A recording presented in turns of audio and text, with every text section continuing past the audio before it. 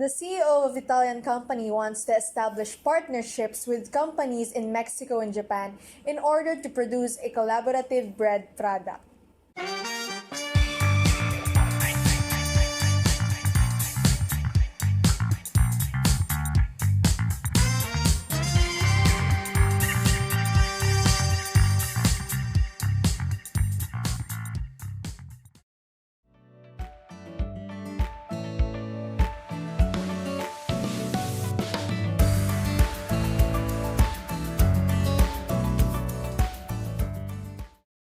The CEO will have a conversation with the Italian representatives to set up a meeting with the suppliers. Pronto. Aguilar, I want you and Samudio to come here to my office now. I want to discuss something with both of you.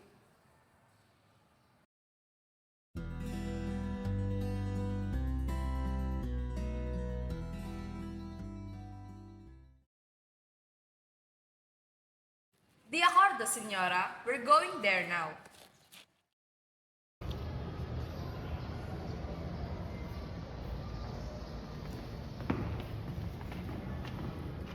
Buongiorno, signora Villanueva. Buona giornata. Please come in and have a seat. Today, I'd like to discuss meeting ups with our suppliers for our upcoming projects.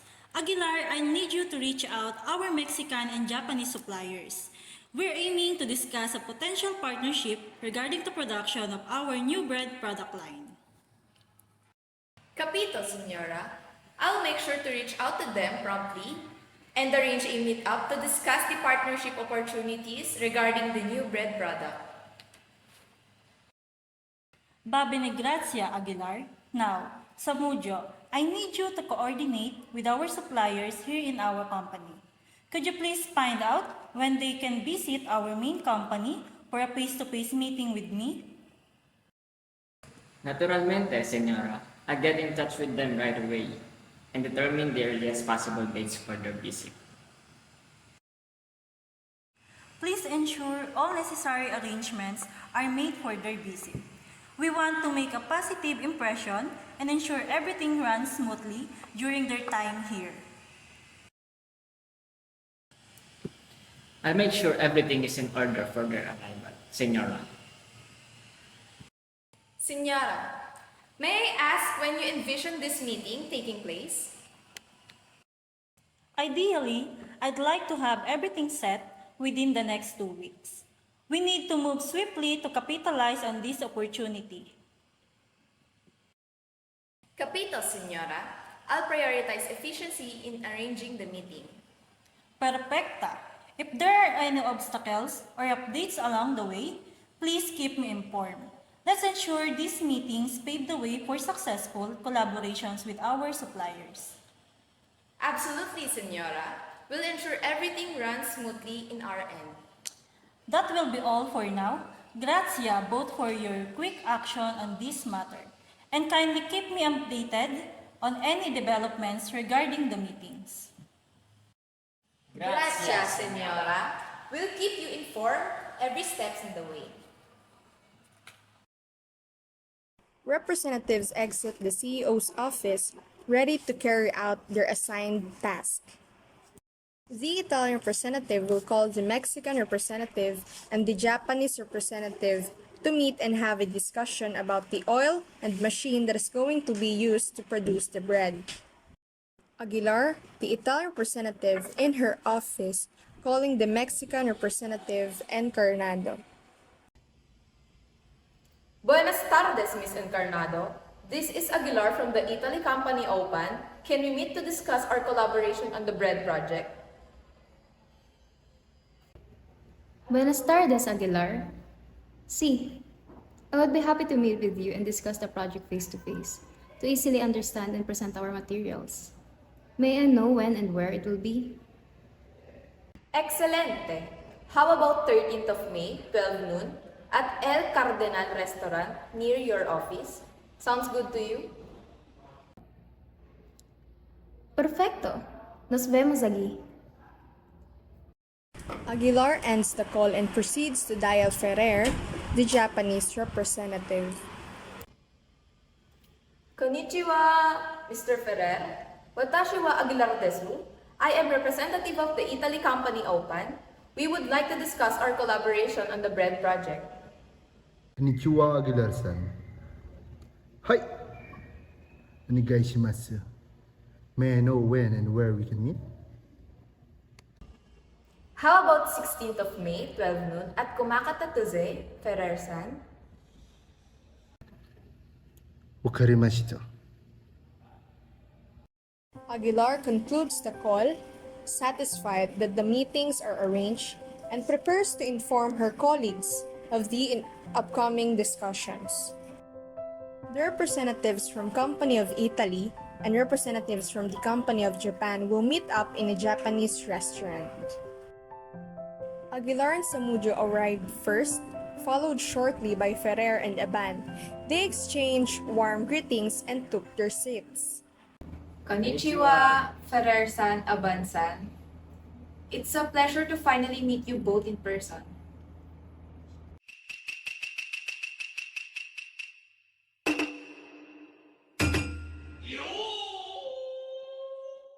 Konnichiwa Aguilar-san Samuji-san. Likewise. The pleasure is ours. Konnichiwa. We're excited to discuss the potential partnership between our countries. As they settle in, the waiter, Alcopra, approaches the table with a polite bow. Konnichiwa. Welcome to our restaurant. May I take your orders? Arigato gozaimasu. I'll have the sushi platter, please. I'll have the sashimi set. Arigato gozaimasu. I'll go for tempura udon. I'll have the teriyaki chicken bento. Onegaishimasu.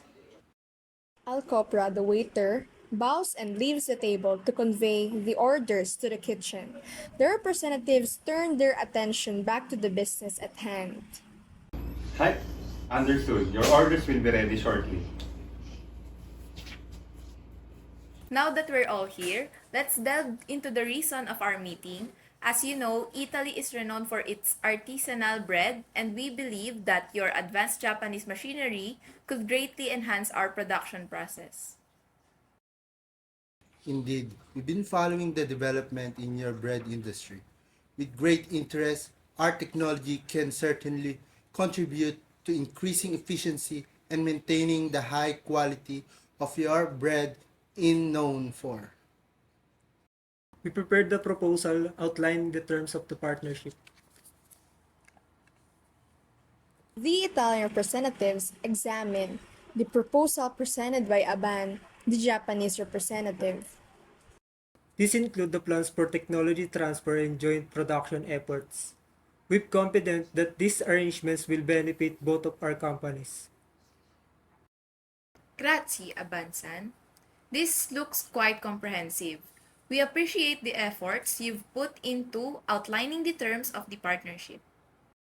We're glad to hear that we believe that combining our strength and resources can lead to strengthen natural benefits. Absolutely.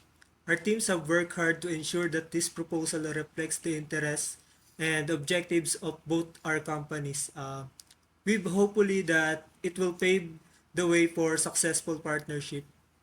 Well, we're certainly eager to explore the possibilities further. Once we had the chance to delve into the details, we'll be in touch to discuss any potential adjustments or clarifications. Agreed. Let's schedule a follow-up meeting to discuss any questions or concerns that may arise during our review process. That sounds like a plan. We're looking forward to continuing the discussion and hopefully moving closer to the formal agreements. Excellent. We'll be ready to address any queries or suggestions you may have. Thank you for considering our proposal, and we're excited about the prospect of working together. As they conclude their discussion, Alcopra, the waiter, returns with their orders, placing the plates on a table with a flourish. The representatives exchange nods of agreement, signaling their commitment to further exploration of the partnership proposal. With a sense of accomplishment, they raise their glasses in a toast to the promising partnership between Italy and Japan, sealing the deal over a meal of exquisite Japanese cuisine. Since we both have agreed to this partnership, let's move forward to see our CEO to discuss all about what we have agreed upon. Hi, let's move forward. We're excited about the possibilities the collaboration holds. Agreed. We'll coordinate with our respective teams to finalize the details and get the ball rolling. The representative of the Italy company calls and reports back with the CEO and proceeds to schedule a meeting with the next supplier.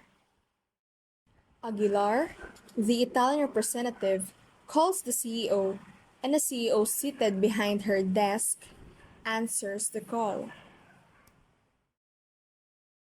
Buona giornata.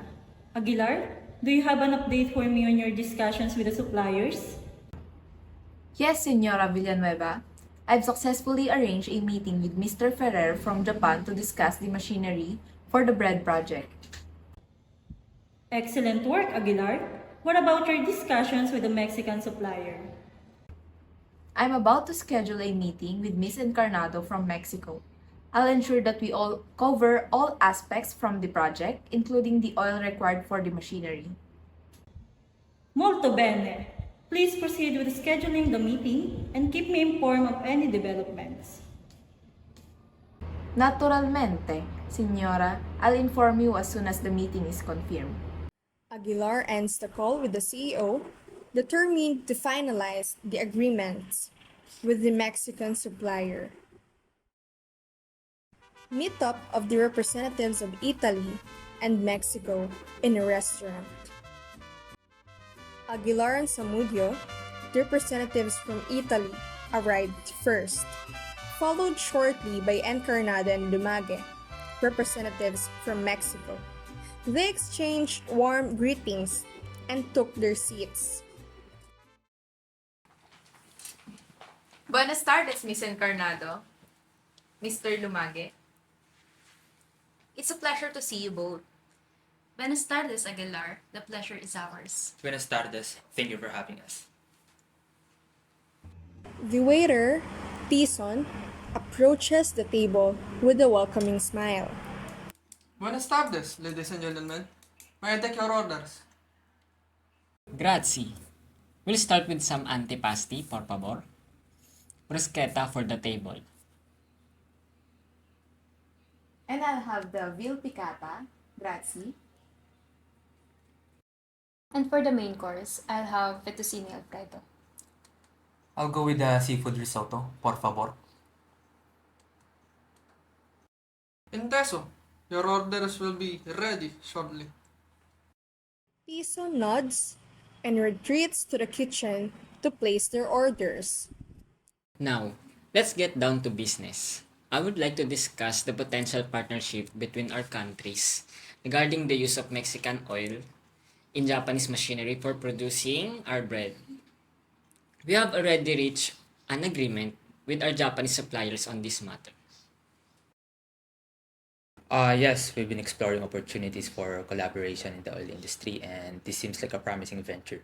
Indeed, Mexico has ample resources. Italy is renowned for its artisanal bread, and since you already have an agreement with the Japanese suppliers, this presents a great opportunity for partnership and collaboration with two countries. Precisely. The Japanese bread making machine has been exploring more sustainable and efficient operating methods, and incorporating Mexican oil into the machinery aligns with our aim of introducing a new Italian bread project. It's a win-to-win situation for both parties involved. It seems we're in agreement then. Let's move forward with the partnership. Agreed. We'll coordinate with the logistics on our end to make sure it's a smooth transaction. Excellent. Grazie, Ms. Encarnado and Mr. Lumage, for your collaboration. I believe this partnership will be fruitful for both Italy and Mexico. As they conclude their discussion, artisan returns with their orders, placing the plates on a table with a flourish. Aquí está tu comida. They raise their glasses in a toast to their new partnership, savoring not only the delicious foods but also the promising future ahead.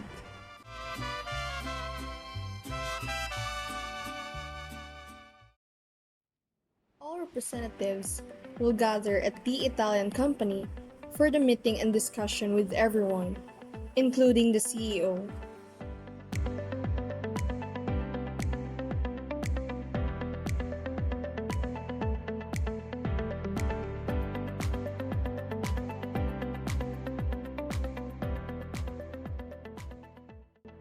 The Italian representative, Samudio, welcomes the suppliers, Ferrer, Aban, and Carnada and Lumage, as they enter the company.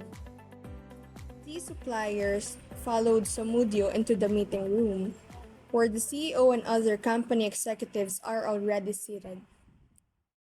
Samudio gestures towards the refreshments table, where the drinks and snacks are laid out for the guests. These suppliers expressed their thanks and took some refreshments before taking their seats at the meeting table. Before we begin the meeting, let me offer you some refreshments. Please help yourselves. Buona giornata, everyone. Thank you for gathering here today. I'm excited to hear about the progress we've made in our international collaborations. Let's start with our Mexican representatives. Please share your updates. Thank you, Ms. Villanueva. Mr. Lumaga and I are pleased to announce that we've reached an agreement with your counterparts regarding with the collaboration of our oil. We'll be supplying our premium oil to be used in Japanese machine for producing the new Italian bread. Thank you, Ms. Villanueva. Mr. Aban and I are delighted to inform you that we finalized the agreement with your counterparts. We'll be collaborating by allowing our machine to be utilized in the production process of the new Italian bread product. Excellent work, everyone. It's wonderful to see such fruitful partnerships forming. These collaborations will undoubtedly lead to innovative products that will benefit all involved. After the meeting and closing the deal, the CEO will set dinner for everyone. Good evening, ladies and gentlemen. May I take your orders? Gracias. I'll have the carbonara, please. I'll have the margherita pizza. Gracias. I'll have the lasagna, please. I have the gnocchi with pesto sauce. Grazie. Grazie. Your orders will be served shortly. After a delightful dinner filled with laughter and camaraderie, the CEO stands to make a toast.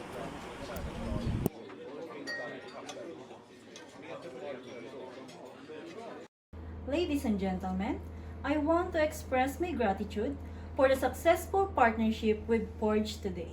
Here's to the beginning of a prosperous collaboration between our companies. Salud! Salud. Kampai. A sense of accomplishment fills the air as they enjoy the rest of the evening in celebration. Signora,